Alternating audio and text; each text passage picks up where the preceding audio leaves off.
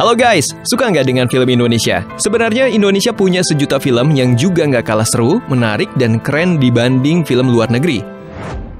Mulai dari film indie, sampai film adaptasi garapan para sutradara-sutradara handal. Salah satu film yang mencuri perhatian masyarakat dan kepopulerannya tidak diragukan lagi adalah film hasil adaptasi novel terkenal dan legendaris Indonesia. Bukan sembarang novel, namun novel ini merupakan karya sastra tempo dulu dengan bahasa dan latar serta konsep yang artistik. Nah, buat kalian yang mungkin belum tahu, berikut 5 novel jadul Nusantara yang diangkat ke layar lebar.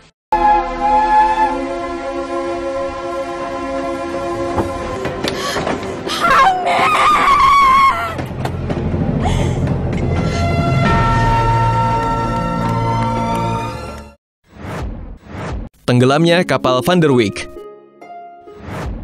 Siapa yang tidak kenal dengan novel yang satu ini? Novel fenomenal, Tenggelamnya Kapal Van der Wijk, seolah tidak luntur termakan waktu. Novel yang mungkin akan terus populer di berbagai generasi selanjutnya. Novel legendaris karya Haji Abdul Malik Karim Amrullah atau yang lebih dikenal dengan Hamka dirilis pada tahun 1938. Saking populernya, novel ini bahkan sudah masuk ke dalam cetakan ke-22 hingga saat ini. Di novel ini diceritakan bahwa Zainuddin, yang seorang anak yatim piatu, seringkali mengalami diskriminasi di tempat ia tinggal. Ia mencintai seorang gadis namun tak bisa bersama dengannya, yang akhirnya menikah dengan Aziz yang memiliki latar belakang keluarga terpandang. Lika-liku percintaan mereka tidak berhenti di situ. Problematika cinta dan kehidupan semakin keras menyelami mereka. Cerita romansa yang dibalut dengan kebudayaan dan tradisi yang kental membuat novel ini begitu populer hingga akhirnya diangkat ke layar lebar dengan judul yang sama. Filmnya dirilis pada akhir tahun 2013 dan kembali sukses menyusul novelnya. Cik Haya, pulanglah dulu. Pakai payungku ini. Engkau sendiri bagaimana? Saya laki-laki. Ada punya berat. Terima kasih engkau. Gi, Catatan Seorang Demonstran.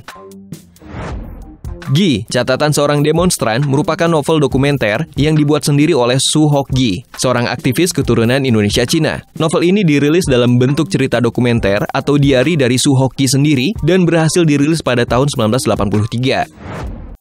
Pada tahun 2005, Riri Riza mengangkat diari atau novel dokumenter tersebut ke dalam layar lebar dengan penambahan karakter dan penyesuaian cerita. Film ini dibintangi oleh Nicholas Saputra, Wulan Guritno, dan para pemain kenamaan Indonesia lainnya.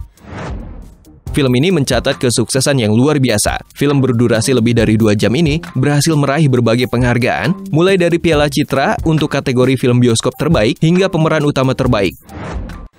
Tidak hanya itu, film ini juga masuk berbagai nominasi Piala Citra pada tahun 2005.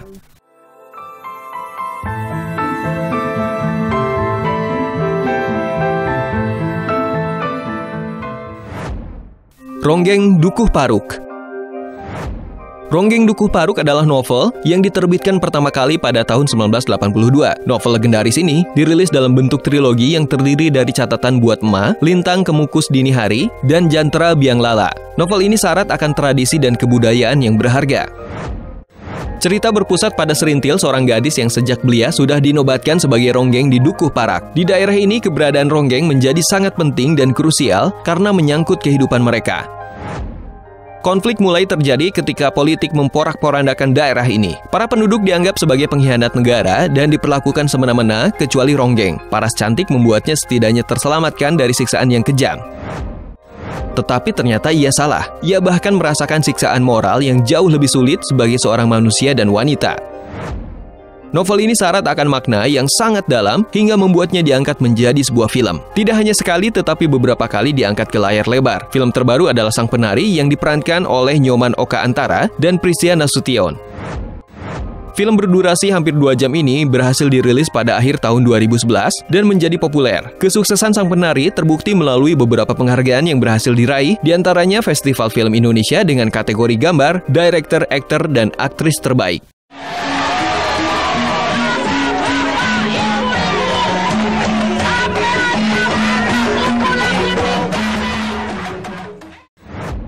Bumi Manusia. Bumi Manusia merupakan novel karya sastra dari sastrawan terkenal Nusantara, yaitu Pramudia Anantatur. Novel ini sangat populer, bahkan diterjemahkan ke dalam lebih dari 15 bahasa internasional. Drama historical satu ini diterbitkan oleh Hasta Mitra dan pertama kali dirilis pada tahun 1980. Novel ini menceritakan tentang seorang anak pribumi bernama Minke yang berhasil sekolah di HBS karena kepandaiannya. Namun tetap saja, kenyataan bahwa ia merupakan anak pribumi membuatnya kurang disukai oleh para siswi-siswi Eropa. Terang saja, karena HBS merupakan sekolah khusus anak-anak keturunan Eropa saja. Sudah sangat beruntung Minke bisa sekolah di tempat ini. Cerita tidak hanya berpusat pada Minke, tapi juga Nyai yang merupakan istri simpanan.